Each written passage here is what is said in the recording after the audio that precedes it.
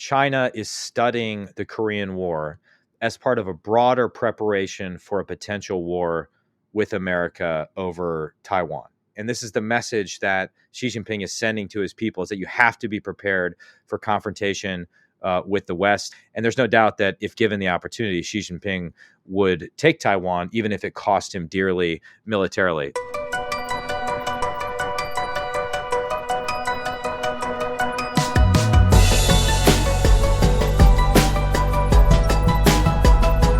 There's a lot of news to discuss these days with a U.S. official who's an expert on China and has major influence over U.S.-China policy.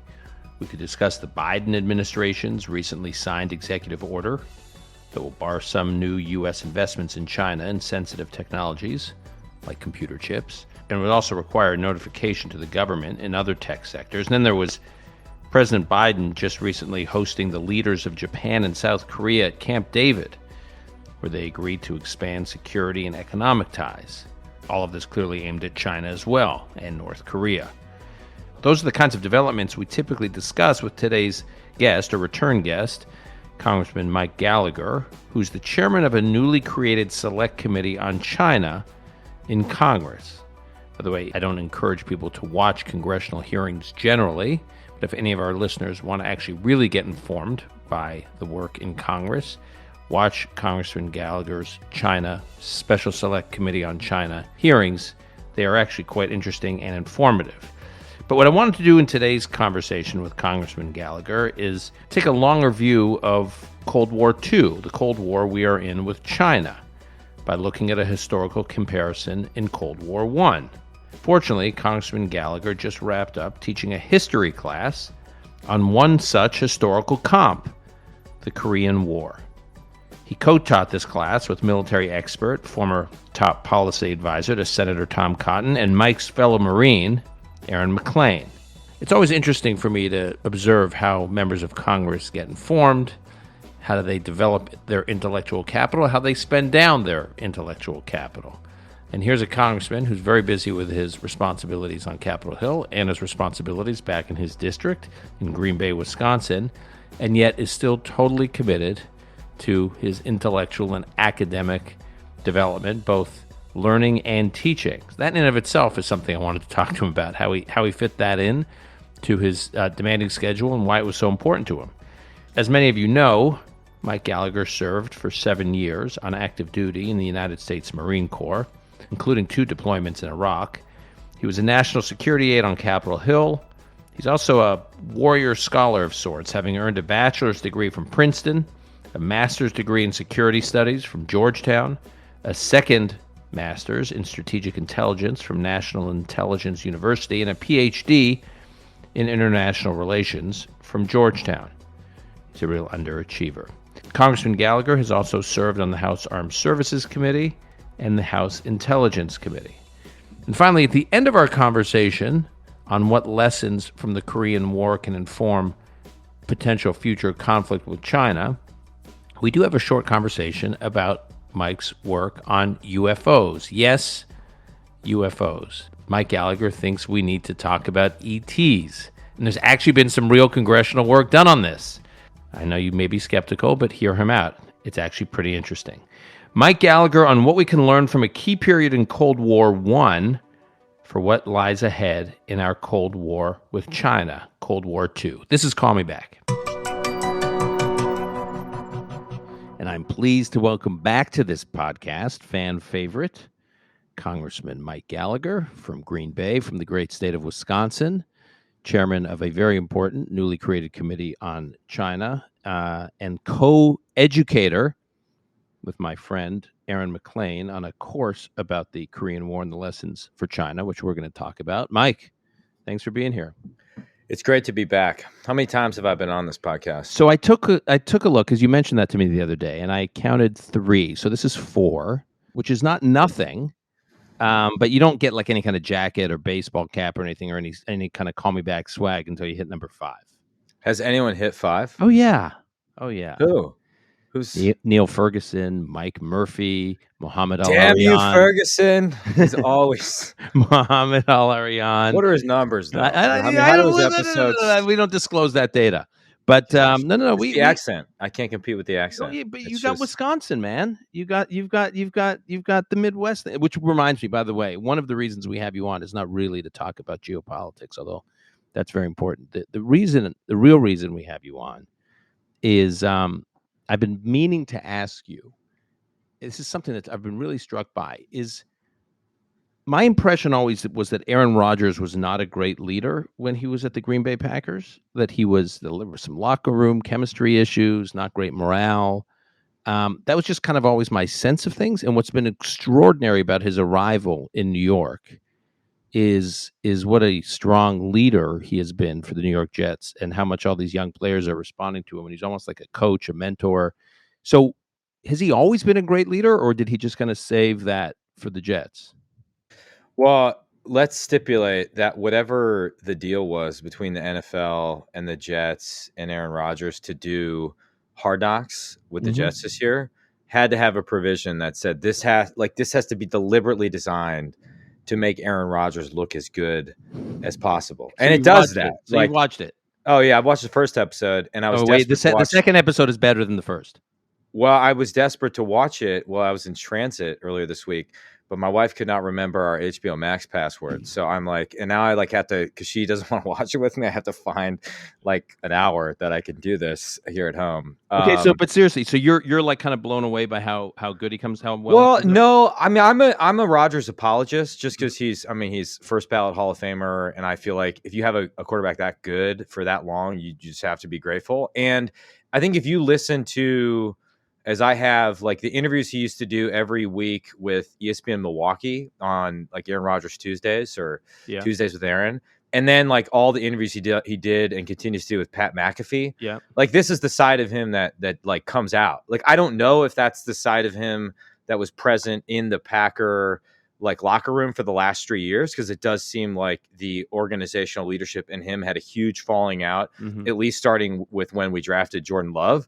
But like this is the fun, funny, smart guy that like comes through in the podcast, which I've always liked about him. So when you watch him, so not only when you watch him on Hard Knocks, but when you watch that first press conference he gave when he showed up at the Jets facility after he had signed the deal, it was a masterclass, that press conference. It was like, first of all, he knew so many of the reporters by name. He'd known things that they had written about. He referenced them. He completely charmed them. He knew who like the big iconic, like fireman Ed, who's like this famous New York Jets fan who's at every game, whose seat is right by our seats. We see him at every game. He like cited Fireman Ed. I mean, this is a guy. It was impressive. And like, everyone had told me he's unpleasant. He's not interested in like kind of culture. He's not interested in dealing with the press. But this was a guy who like was tapped into how to appeal to the fans, how to appeal to the press. It was it was just like, given the guy's reputation, all the noise coming out of Green Bay, and then you watch Hard Knocks, and I should disclose, I've been to 2 practices. I've been to 2 training camps in the last few weeks. And watched him. You watch him with these young players on the field, like mentoring them and teaching them moves and going over. And some of these players are like really no names, players who are going to get cut. They're not even going to make the final roster. And he must know that. And he's still spending time with them and dropping his pearls of wisdom. And it just seems like it's a guy who's really committed to his external image in New York, to his internal image at the team. And like I said, side of him I've never seen. So we are like thrilled to have him. Well, I'm happy for the Jets fan base. I will say I've now done 2 TV interviews today where the Jets came up, and this has never happened before, on Squawk Box and on CNN. Joe Kernan asked you, was it Kernan? Kernan, yeah. and then, Kernan's a big Jets fan. He's huge. And well, he saw the Bart Starr jersey behind me, and then he made a crack about the Jets. I will say, the Jets fan base is unreasonably cocky right now based on a couple episodes of Hard Knocks. But I'm happy for you guys. It's good. And I always go back to the moment we've talked about before, which is when you were at Lambeau and you asked me, what do you guys do with the stadium in January? And I said, we play playoff games.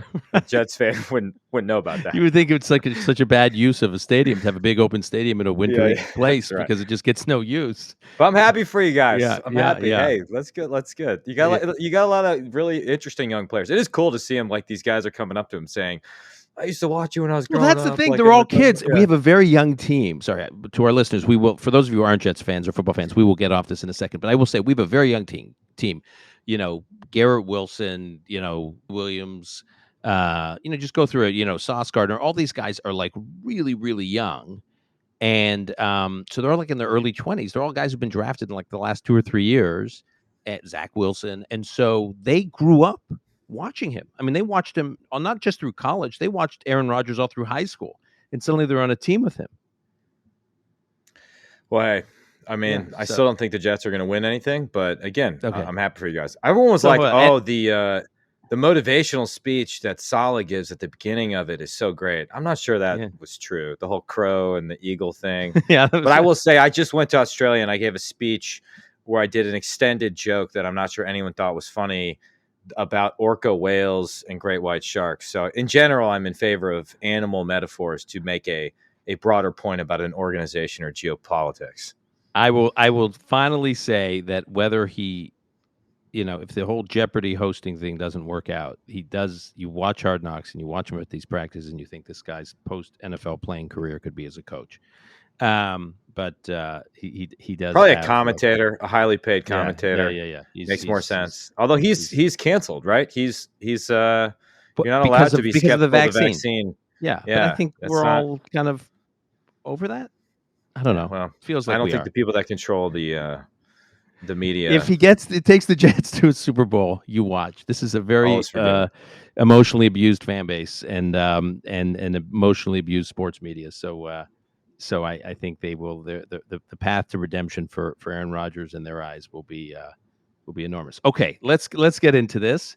So I want to sort of set the table here. So you and Aaron McLean co-authored a piece for Foreign Affairs called "Why America Forgets and China Remembers the Korean War." That's the title of the piece that you guys just published.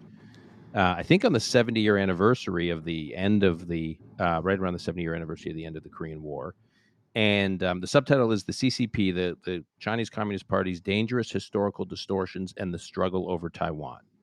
So you guys wrote a piece timing this anniversary, looking back to the Korean War, what many call the Forgotten War, this war that occurred, first kind of real hot war in the Cold War, in the context of the Cold War, between World War II and the Vietnam War. It gets much less attention than the Cold War, than the Vietnam War and World War II.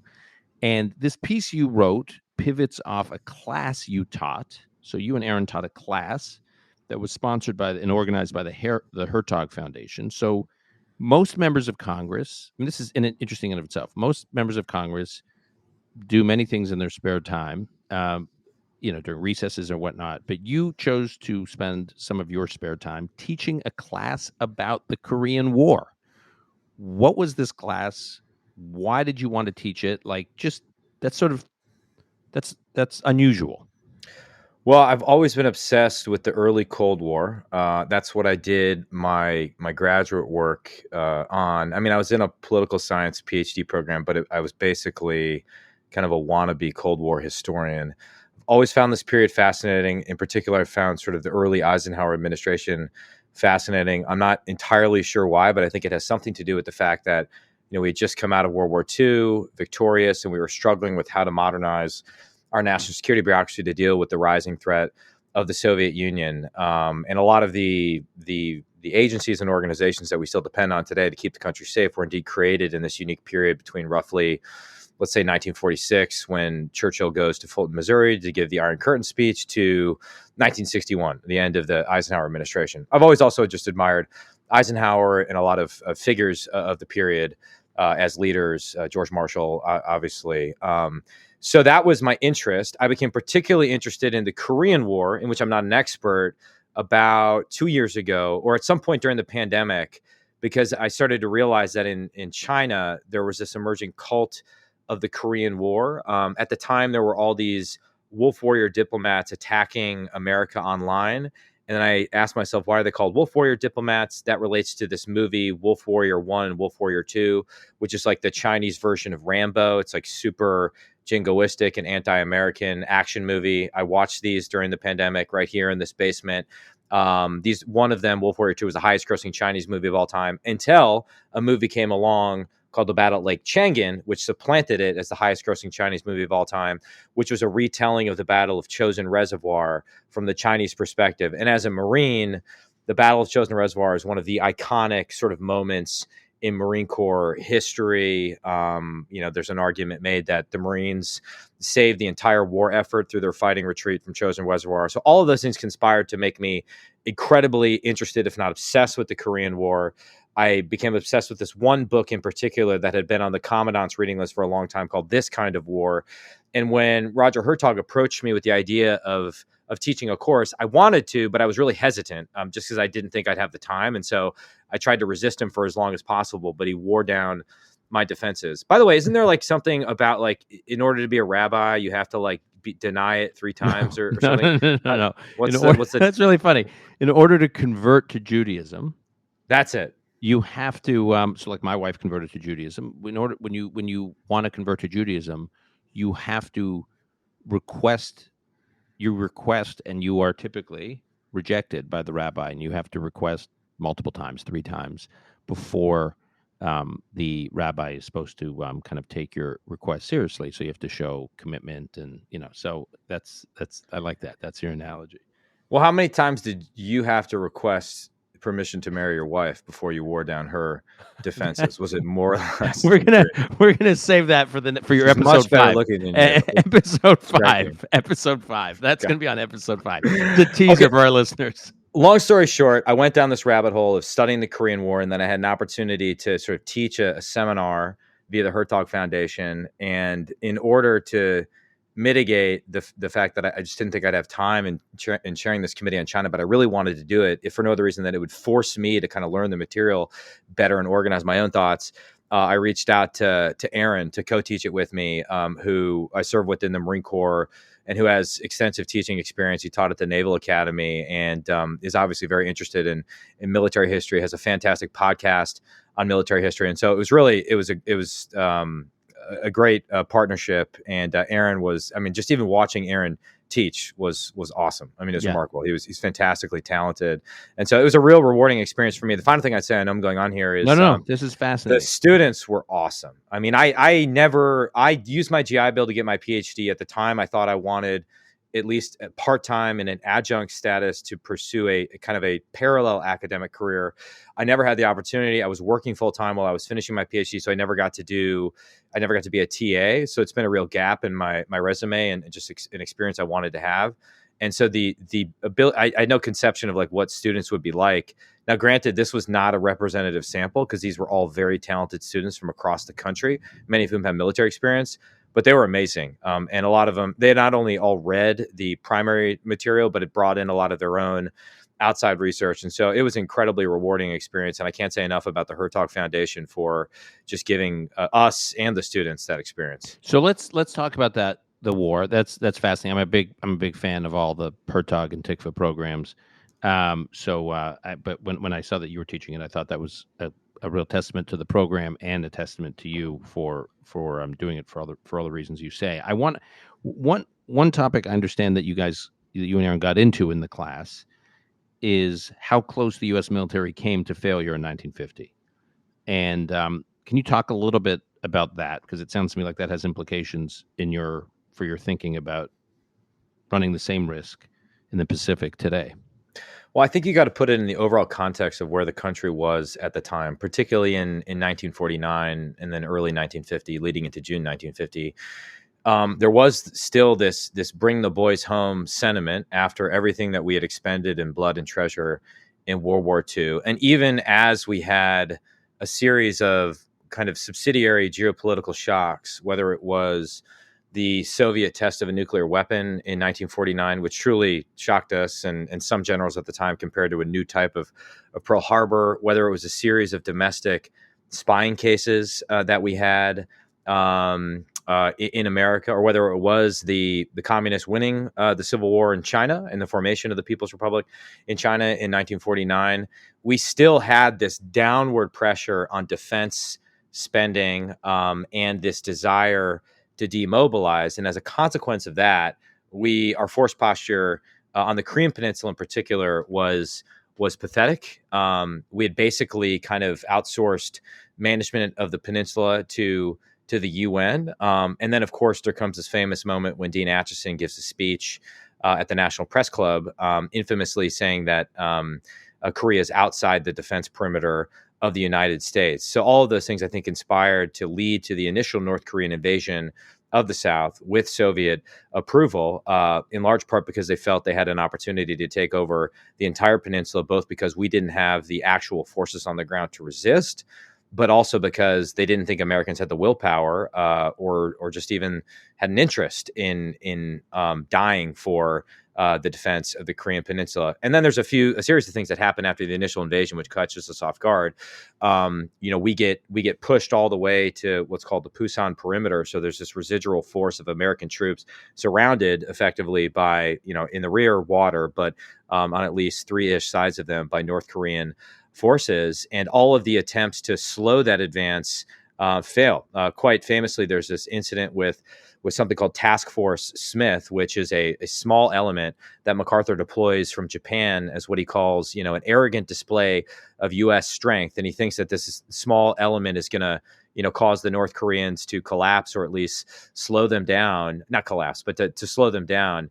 And it very much doesn't do that. There's this big column of North Korean tanks that are slowly going down a road, and any half competent and well-armed military unit could have absolutely decimated the North Korean tanks. And even though Task Force Smith has access to the entire arsenal of anti-tank weapons in the Indo-Pacific at that time, which is a grand total of 6, they're unable to stop the tanks. And that's just a microcosm of the broader struggles that the U.S. military and our South Korean allies at the time, or partners, were having in response to the invasion. And that's the final point I'll make. There was a highly inaccurate and overblown assessment of the Koreans' ability to fight and defend themselves. In at least a few press accounts, they were touted as, one of the top 5, if not top 3 armies in the world. And that wasn't true. And that gets to a broader issue that bedevils us throughout the war, which is just a lack of good intelligence. This is the Korean War is a product of and features 2 of the biggest intelligence failures, I would argue, in the entire Cold War: the initial invasion, Wow. and then the failure to anticipate the entry of China. Worse than the Cuban Missile Crisis. Worse than that's a pretty big statement in the context of the whole. Yeah, Cold War. You could argue. As an intel guy, I have to point out that there are no intelligence successes, only intelligence failures. So. You can argue we detected that the Soviets eventually put missiles, and we found a way to defuse the crisis. Yeah, a little bit late. But let me. So maybe the intelligence failures 5. were what? Yeah. The intelligence failures were what? The failure to anticipate the original North Korean invasion of South Korea. And remember, we had sort of arbitrarily carved up the peninsula along the 38th parallel. There was this group of Army and Navy planners, towards the end and in the aftermath of World War II that did it. And we failed to anticipate that the North Koreans would invade the South. And then you fast forward to the end of the first year of the war, the end of 1950, November, December timeframe. There's a failure to anticipate that the communists in China would get involved on the side of the North Koreans. Now, what's interesting about that, there's a lot of things that are interesting about that. One, so we get pushed back in the initial stages of the war to the Pusan perimeter, and then there's this huge, massive military gamble that Douglas MacArthur, Wisconsin's own Douglas MacArthur, he got his commission to West Point from Milwaukee. And his dad won the Medal of Honor fighting for a Wisconsin unit in the Civil War. Wow. First father-son duo to win the Medal of Honor. I did not know that. By the way, right. Fun fact. Lots of fun facts coming out of Wisconsin. Clearly. Good quarterbacks and fun facts. We're the beneficiaries of them all here in New York. Yeah, exactly. So MacArthur decides he wants to do this amphibious landing at Incheon above. In order to sort of get behind the North Korean forces, catch them by surprise, and ultimately retake Seoul, which is, of course, the capital. that the North Koreans had taken in the early parts of the invasion. MacArthur, in fact, conceives of this huge gamble in the earliest parts of the war, but has to delay it because the Americans are getting their butts kicked, essentially. But he has this idea had started to take shape early on, and everybody was against it except for MacArthur. Primarily because amphibious landings in general are hard, but at its particular port at Incheon, the conditions were not good. At one point, I think the top Navy official on MacArthur's staff says to him when they're briefing the operation, says, the best thing I could say about it is that it's not impossible. You have to scale these seawalls. The tides are not friendly. If you're able to get past the resistance and over the seawalls, you're not landing on a beach. Then you have to trudge through all this mud. It's a huge gamble. MacArthur goes forward. He overrules, the Joint Chiefs at the time are at best ambivalent, but are more accurately incredibly worried about the operation. But they're not willing to stand up to Douglas MacArthur. He goes forward, and the gamble pays off. It's one of the most brilliant military maneuvers in history. It revives the war effort. We retake Seoul, and there's this rapid push to Seoul because he wants to get there basically a year to the day after the initial invasion. And then he sort of hubris gets the best of him, and he pushes north of the 38th parallel and wants to push up all the way to the Yalu River. And that brings us to Chosin Reservoir. And the Chinese decide to get involved at the time. And I'll shut up after this. I apologize. No. This is fascinating. It's this really curious incident that is almost without parallel that I can think of. But my knowledge of presidential history doesn't really go back beyond 1945. So this could be really inaccurate. MacArthur and Truman have this meeting. I think after Incheon. You have to double check with McLean because McLean actually remembers this stuff. I had it in my head for a week and a half, and then I forgot. He's the details guy in this operation. Yeah. I just show up. Yeah, I wear the congressional pin. Right, you're the performance. Yeah, you're the performer. Face, well, you're the talent. Yeah, exactly. I can't be bothered. You got a trailer. You got the makeup artist. You got okay. So rather than MacArthur, who's the commander of what's called FECOM, Far East Command, and remember, MacArthur is sitting in Japan at this time, and indeed spends most of the war in Japan. He doesn't spend a night in Korea throughout the war, but he's like the emperor of Japan, effectively. He's rewriting the Japanese constitution. He's helping rebuild the country. MacArthur, instead of going to D.C. to meet with the president of the United States, Harry S. Truman flies all the way to Wake Island to meet with MacArthur. Such was MacArthur's power at this time. And this becomes a huge political problem for Harry Truman because MacArthur gets increasingly, let's say, disobedient. And ultimately, Truman has to fire him. But at the time, there's this meeting of Truman and MacArthur on Wake Island. And MacArthur tells Truman effectively, there's no way that the Chinese are going to invade and get involved. And if they do, I will absolutely crush them. I will annihilate them. And because MacArthur just thought American air power was such that he would be able to detect the Chinese coming across from Manchuria across the Yalu River, and then he would be able to just completely destroy them. And American air power did give us a massive advantage throughout the war, but the Chinese are able to use rudimentary tactics like moving only at night in order to blunt that advantage. And during the day, they're very disciplined in terms of the steps they take to conceal and cover both their movement or just wherever they happen to stop at the time. So the point is, we just fail to anticipate that the Chinese are going to get involved. The entire intelligence community, such as it existed at the time, and it's about 3 or 4 years old at the time, is really just parroting whatever is coming out of MacArthur's headquarters, and MacArthur's intel is bad. And the Chinese get involved in a massive, massive way, multiple divisions. And ultimately, the American troops find themselves surrounded around this massive man-made reservoir, referred to as Chosin Reservoir. Incidentally, there is an Army element, Task Force Faith, on one side of the reservoir that gets absolutely wiped out, just completely wiped out. And Ned Almond, who's MacArthur's top lieutenant and in charge of one of the two major units on the ground at the time, flies to the Task Force Faith's position with 3 silver stars, which is like a major military decoration.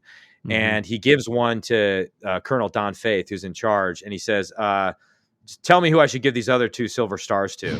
And so Faith literally just like hands one to like these 2 random guys that are walking by, one of whom happens to be working in the mess. I think he's like a waiter or a cook in the mess. And like a silver star is a big deal at the time, and certainly even more so now. And Faith then takes the silver star he just got pinned on by one of his commanding generals and throws it into the snow.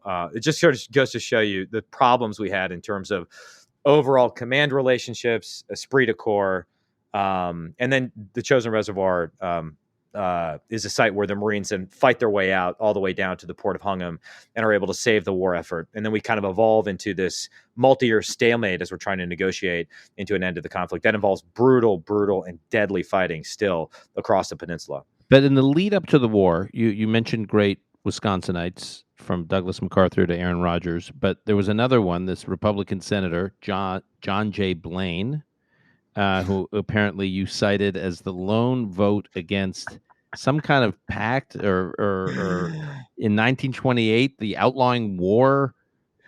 What was this?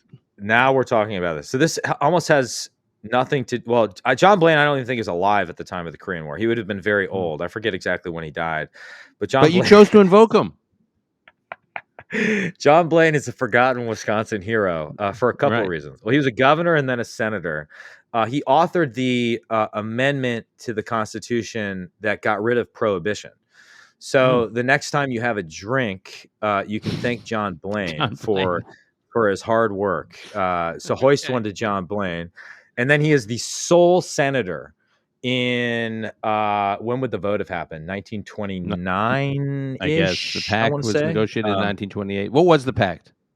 The Kellogg-Briand Pact, which was this sort of utopian effort to outlaw war after World War I. And John Blaine votes against it for a variety of reasons. Part of them is that he doesn't like the Brits particularly, and he thinks they're sort of imperialists and colonialists.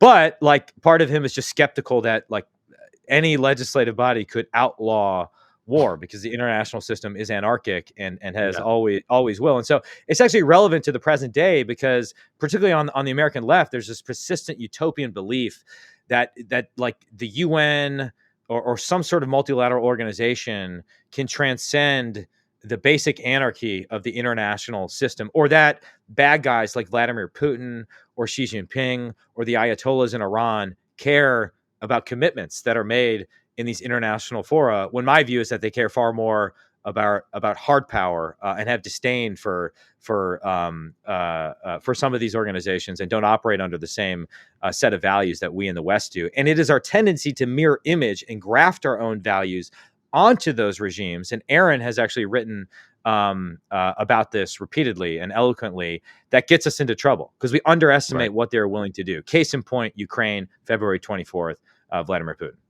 Okay, so the Korean War, 36,000 U.S. servicemen killed, something like 7,000 remains still unknown, hundreds of thousands of South Koreans killed in action. Why is this the forgotten war? Those numbers are staggering. I mean, they're not Vietnam level numbers, but they're not far off. Huge numbers. I thought about this a lot. I mean, the honest answer is I don't know. And part of what Aaron and I are trying to do in teaching the course and writing about it is to ensure that the Korean War isn't forgotten. And we believe that there are enduring lessons for the present day. Foremost among them is just the importance of military readiness and military strength, as we just talked about. I think perhaps it's because at the most basic level, it came so quickly on the heels of World War II, and World War II tends to overshadow it. I think there's also this idea that Americans don't like the idea that so many people died for what is essentially a tie, right? There was no definitive, we're still locked in an armistice agreement. The conflict was frozen.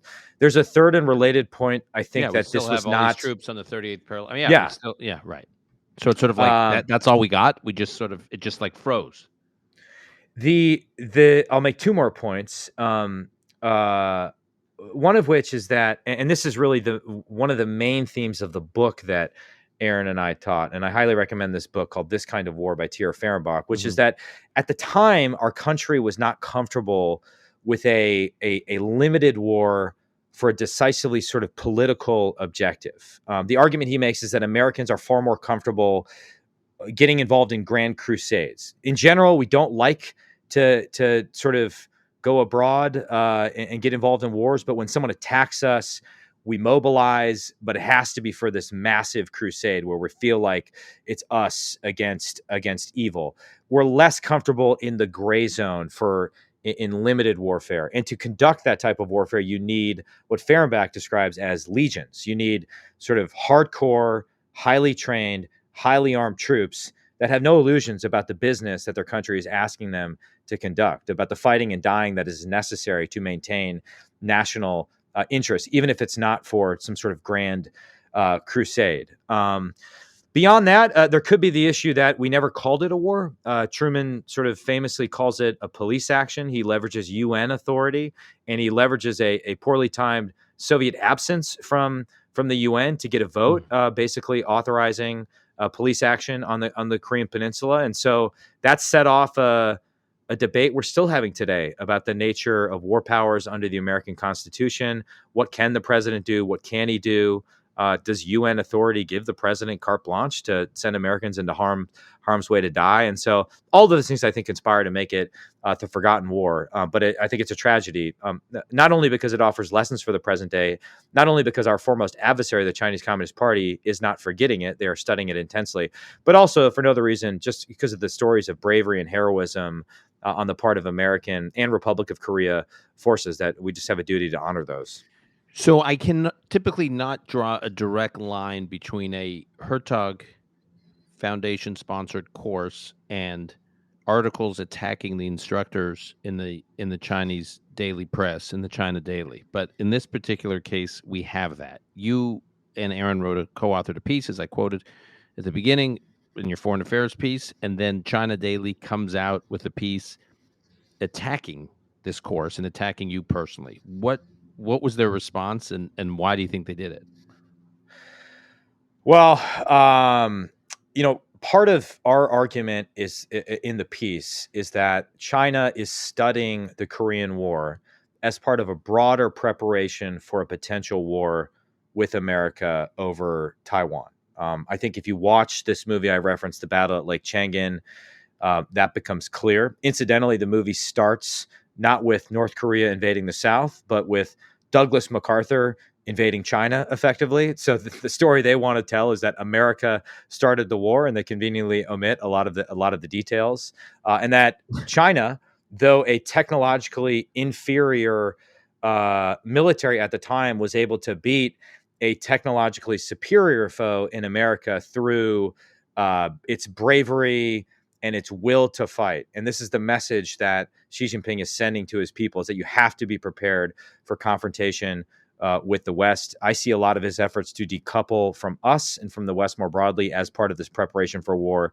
And there's no doubt that if given the opportunity, Xi Jinping would take Taiwan, even if it cost him dearly militarily. The other thing that comes out in studying the war is this idea that certain regimes, particularly communist regimes, or let's say Marxist-Leninist regimes, are far less sensitive to casualties than we in America are, for obvious reasons, because we have elected leaders, and those elected leaders hear complaints when young Americans are dying in wars where there aren't as robust feedback loops in totalitarian regimes. So I think the Chinese Communist Party, that argument caught their attention, and they also wanted to ensure that their lessons from the Korean War got out there. And it wasn't just McLean and Gallagher saying these are the lessons of the Korean War. Their lessons are slightly different than ours. Their lessons are that America should basically shut up, stop criticizing them, and shouldn't test China's military resolve. And in this piece, they said, I have... the madness and arrogance, my madness and arrogance are comparable to that of Douglas MacArthur, which will probably be on my gravestone at this point. That's a great. But if you think about it, though, it's really interesting that they not only read the whole thing and I know they read the whole thing because part of what they attacked were things that came later in the piece. In less than 24 hours, they were up with an official propaganda response to our piece, which I think, you have to ask our students. I don't know. I think was interesting for our students to see in real time that this was playing out, not only as sort of like, us, like there was actually sort of a small bit of geopolitics playing out. Yeah, if they had any idea that this is like course. we're in the middle of a real Cold War, like America was in 1950, like you watch this is like a microcosm of that. Yes, exactly. There's Speaking one of, thing I have to agree with, though, in what they said. All right. At one point in the piece, they say the only thing that's changed between the Korean War and the present day is that China is far more powerful. And I think on some basic level, that's true. I mean, what they're doing in terms of their military buildup is absolutely remarkable. And economically and technologically. I mean, you Exactly. guys make that point. Right. Yeah. Particularly their Navy. I mean, they have the biggest Navy in the world. Ours is on balance more capable, but if you examine the empirical record over the last 1,200 years of naval battles, it's very rare that a numerically inferior force, even one that's technologically superior, defeats a numerically superior one. And so they've made massive investments in order to achieve what I think is their near-term ambition, taking over Taiwan, but also their midterm ambition, which is to become the dominant power in Asia, if not globally. Okay. This is not the only topic on which you've generated a lot of attention, although these days you mostly generate attention on China, all things China, or in this case, Korea, China. Yeah. But I wanted just it's a lot of people. 5 minutes on. I want to spend 5 minutes on another topic you've made attention on, which is that of UFOs. Okay. Now this is going to be a surprise to many of our listeners. So just 30 seconds here. The whole UFO. I'm just going to give 30 seconds of background. The whole UFO mania that we're seeing right now really began in 2017 when it was revealed that the U.S. government had a program that was looking into the existence of UFOs, and this created pressure to inform Congress and the public on what's going on. And then last year, the Pentagon released an unclassified report on its Unidentified Aerial Phenomena Task Force. Unidentified Aerial Phenomena Task Force. I wrote the name down. It's a great name for a task force. And then following that report, you and one of your congressional colleagues, Ruben Gallagher, a Democrat from Arizona, helped pass a bill that makes it easier to report UFOs and offering whistleblower protection. So why did you get involved in this issue, and how much should we be paying attention? Like, how real is this? Well, so just quickly, we started to get all these reports from pilots, like legit pilots, Top Gun trained pilots, that things were appearing on our ranges and fouling our ranges. They're called range foulers. And you couldn't dismiss the pilots, and it wasn't just based on their personal anecdotal or visual observation. It was based on other forms of data that their planes were collecting, that the ships that their planes fly off were collecting. And as yet, there's still certain incidents that we can't explain. So for me, initially, as someone who focuses on sea power and conventional hard power, my interest is ensuring if they're like our ranges are safe and that we understand what's happening on our ranges. And that kind of led me to this. And now since then, there's been all these subsequent claims about potential government programs with recovered materials.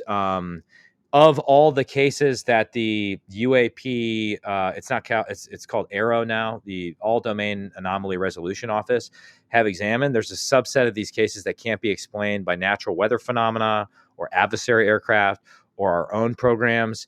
So my only interest is in figuring out what's going on. I'm not sure we're there yet. I don't think we have enough evidence to say that this is some sort of extraterrestrial phenomenon, but that's also not something that we can completely rule out. And what I've said to the Pentagon is if you think that's implausible, this is a great opportunity to disconfirm that hypothesis. Or if you think these people that are coming forward are lying about a potential black program, then provide the counter evidence. But the secrecy around it, I think, based on what you said, I think, is that it's motivated by this operation to reverse engineer the technology for defense purposes. Like there could be there's a legit defense, national security motivation in keeping this program so quiet.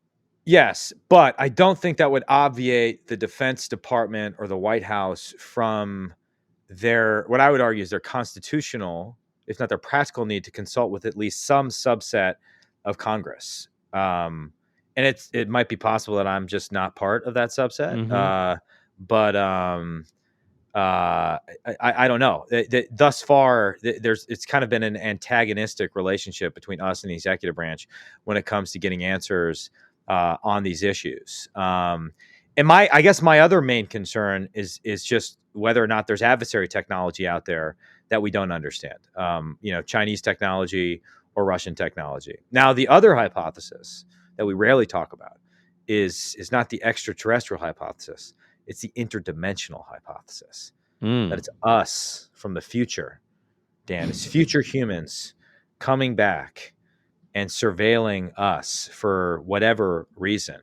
But then you get to the Terminator paradox, Right. which anything about time travel ultimately becomes circular Right. in logic. So Right. I, along with Marco Rubio, have done a little bit. We passed legislation basically trying to inject some transparency into this, trying to make sense of the overall thing, and allowing a pathway for whistleblowers that feel like they have information that's of value and don't want to be retaliated against, to be able to come to Congress or to Arrow, provide that information, and be freed from previous non-disclosure agreement. So we're just trying to figure out what the heck is going on. There's a lot of interest in this topic, as I've discovered. It's unbelievable. I know. I feel like you just kind of popped off on it in another interview. I think you said it was on a sports, sports radio program, and then boom, like this just lit up a ton of interest. So, and I think the same surge in interest you will see from your appearance on the Call Me Back podcast. You should do a Call Me Back just on aliens. I'm going UAPs. I'm going to. Who are you going to bring in? I don't know. I need some guidance from you. This is hot, man. I mean, I'm telling you, I think this is fascinating. And it's somewhere between kind of sci-fi and when you lay it out, they're like real issues actually in the context, like practical policy. So Dan, if the aliens came and they asked you, and you had to make your case for why they should spare you, like what would be your main argument, do you think? What value do you think? I've thought a lot about this because I realized I'm not as handy as I should be around the house. So like an advanced race, I'm just not sure what practical value I could add at that point. And I need to defend my life. So what's your spare me alien overlord pitch? I'm a magician. Did you know that? I literally am. I did not know this. Yeah. This is how I paid my way through high school and college. I was a professional magician, and so it's entertaining. My magic tricks, my magic patter, my show. It's entertaining. I provide it's like a nice pastime for the aliens when they're doing their work. That I can be helpful in kind of lightening the mood when they need some downtime. That's a great answer. Yeah, that is a great answer. I mean, what do you have? You're going to teach them about the Korean War? I mean, it's like, thanks. That's it. They're like, we already got McLean signed up for that. Exactly. So you got nothing. Go to the salt mines. I wanna just before we let you go, I do want to something you said at the beginning just kind of stuck with me that I feel like if I don't, if I let it go uncorrected, it will be a huge problem. The Jets did not want Hard Knocks. They did not want to be selected for Hard Knocks, nor did Aaron Rodgers. They did not want it. They thought there was too much hype. It was setting expectations too high, and it would just set up a narrative that if things don't go well at the beginning of the season, people would be, Hard Knocks, they got so cocky. And so they were resisting it. And if you actually watch this Hard Knocks season compared to previous seasons, the actual amount of access the crews have is nothing compared to what they've had access to in the past in terms of terminations and emotional scenes with the different players. And all. So it's pretty locked down. So I know you think this is all one kind of PR machine and Rodgers wanted it and the team wanted it, but that is not the case. And I just want to disabuse our listeners of that misinformation from a kind of disgruntled Packers fan who lost their quarterback. My point is really that I get that they didn't want it. Nobody wants it. Right. I don't think the Packers have ever had it. Yeah. As like part of the terms of accepting it is that like they had to make everybody look great, particularly Aaron Rodgers. And if the concern was that expectations would go way up and you might not meet those expectations, well, you really screwed yourself on that one. Trust me, that's the only thing I'm worried about. By the way, the best part of episode 1 was I thought when Sauce goes and gets his college degree, and then randomly Nick Van Exel is there. Yeah. NBA legend Nick Van Exel and Sauce Gardner are hanging out at their college graduation. And they're mic'd. Yeah, exactly. Key point. There might. So, anyways, I don't want to spoil. For those who haven't seen episode 2, there's an opening scene in episode 2 that's both incredibly entertaining, and you do realize it's the Jets PR machine that is literally just trying to fill airtime with this little show at the beginning without actually having to give the Hard Knocks crew real access. It's incredibly entertaining, but it involves a mentalist. I don't want to say anymore because I don't want to spoil it. Mike Gallagher, thank you for joining. This was, as always, incredibly illuminating and entertaining, and it just got you one step closer to episode 5. What do I get again? Swag. Stay tuned, man. You'll get swag. Okay. All right. Very excited. All right. I'll teach another course on some obscure topic, or do an aliens podcast. Or an aliens course. I'll talk to Roger Hertog about that. Thanks, Dan. Thanks.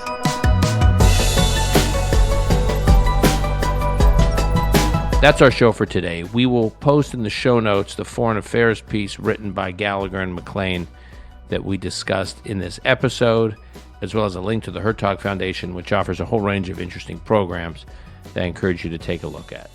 Call Me Back is produced by Alon Benatar. Until next time, I'm your host, Dan Senor.